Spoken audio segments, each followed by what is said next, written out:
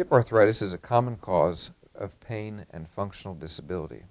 There are hundreds of thousands of people that are affected by hip arthritis in this country every year. The hip is made up of a socket in your pelvis and a ball on top of your thigh bone or femur. Where the ball and socket come together, they're covered with cartilage.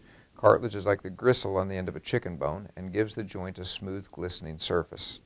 When that surface wears out and the joint swells up in response to it, that's what's meant by osteoarthritis or wear and tear arthritis or degenerative joint disease.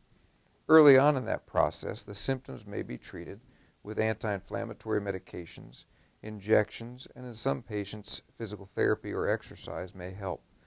In patients who have significant symptoms and are not treated with not effectively treated with non-operative modalities, a total hip replacement may be considered. In a hip replacement, a new socket is placed into the pelvis, and a new ball is placed. After removing the ball, a new ball is placed with a stem that goes down inside the thigh bone or the femur.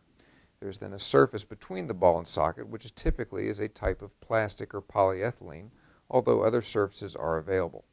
That surgery usually takes me about an hour. You're typically in the hospital for 2 or 3 nights. You need a walker for a week or two and then a cane for a few weeks. But once you're healed, you can walk and swim and bike and golf and carry on and do what you feel like doing.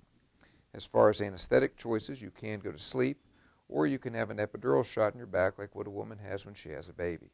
Either one of those is okay with me. We used to have people give their own blood ahead of time, but now I've got a fancy new drain that collects your blood and gives it back to you, and so usually we don't have you give your own blood ahead of time.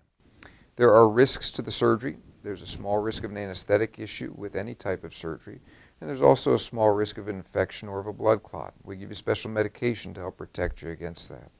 The actual surgical procedure takes approximately an hour. You're usually in the hospital for 2 or 3 nights. I expect you to need a walker for a week or two and then a cane for a few weeks.